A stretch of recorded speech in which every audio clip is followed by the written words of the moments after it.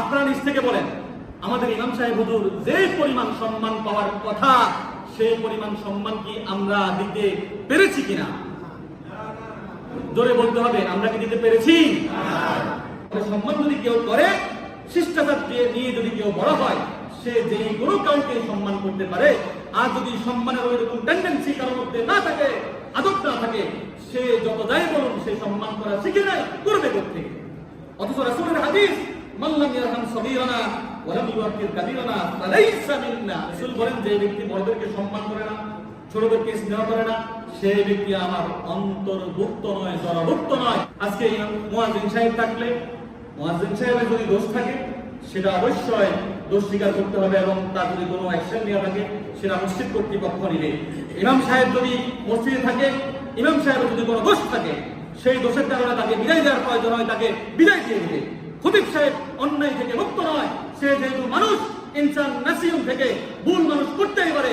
খতিব যেহেতু মানুষ, সেও ভুল করবে, এটাই স্বাভাবিক। খতিবের ভুল হলে সেটা সংশোধন হবে, সংশোধন না হলে ওই খতিব বিদায় হয়ে যাবে। কিন্তু যতক্ষণ পর্যন্ত ইমাম এবং খতিব মুয়াজ্জিন আপনাদের এখানে থাকবে, ততক্ষণ পর্যন্ত তাকে যথোপযুক্ত সম্মান দিয়ে রাখতে হবে। যদি এর ব্যতিক্রম হয়, আল্লাহর জাতের কসম, কালকে আমাদের ময়দানে আপনাদের সবাইকে জাহান্নামের কাতারে দাঁড়াতে হবে। ঠিক বললাম না মিথ্যা বললাম? এই মসজিদে আমার সামনে হাফেজ সাহেবকে অপমানিত করা হয়েছে। এই মসজিদে আমি শুনছি, নকলুল কুফরি লাইসা বিকাফির। পার্সিতে যদি বলি, নকলে কুফর কুফর না বাসক। আমি যেরকম শুনছি কথাগুলি ওরকম ভাবে উপস্থাপন করছি। ইমাম সাহেব যত সম্মান পায় না, এটা কি আপনাদের জন্য ভালো না খারাপ?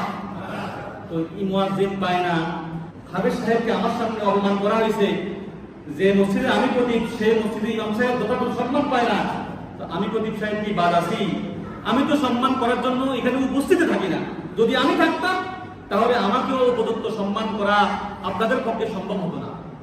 এই অবস্থা যদি হয়, এই অবস্থা যদি থাকে, তাহলে আপনাদের কপালে অনেক বড় দুর্গতি আছে, অনেক বড় দুর্গতি আছে। এটা আমার কথা নয়, এটা রাসূলুল্লাহর কথা।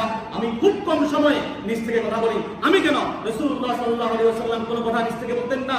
ওমা ইয়ানতিকু আনিল হাওয়া ইন হুয়া ইল্লা ওয়াহয়ুন ইউহা। নিজ থেকে কোনো কথা বলতেন না। এটা কি আমাদের জন্য ভালো? ওয়াজ শুনে শুনে কামসুক করে চলে যাবেন, এগুলি হলো ইহুদীদের পরিচয়। আল্লাহ রাব্বুল আলামিন বলেন, ক্বালু, তারা বলে, সামি'না, শুনেছি, ওয়া আসাইনা, মানব না। আর ঈমানদারের পরিচয় কি? ক্বালু সামি'না, শুনেছি, ওয়া আতা'না, মেনেছি, মেনে নিলাম।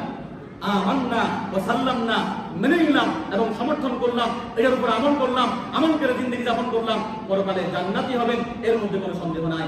আর যদি ক্বালু সামি'না ওয়া আসাইনা হয়, তাহলে জাহান্নামী হব, এটা কোরআনেই আল্লাহ বলে দিয়েছেন। সুতরাং ইমাম সাহেব দিয়ে সম্মান যথাযথভাবে না করে মিলাদ শরীফ হাজারবার পড়াইতে পারবো, কিন্তু জাহান্নামে যাওয়ার জন্য এই ইমামের মিলাদ মাধ্যম হতে পারবে না। জোরে বলতে হবে নাকি মিথ্যা বলছি? আল্লাহ রাব্বুল আলামিন নিজের সম্মান নিজে যথাযথভাবে রেখে যে পরিমাণ সম্মান পাওয়ার যোগ্য, তাকে সেই সম্মান দিয়ে আমাদেরকে পরিপূর্ণ ঈমানদার হিসেবে মৃত্যুবরণ করার পূর্বে প্রস্তুতি নেওয়ার জন্য সকলকে কবুল করুন। সকলে আমিন। ওয়া আখিরু দাওয়ানা আলহামদুলিল্লাহ।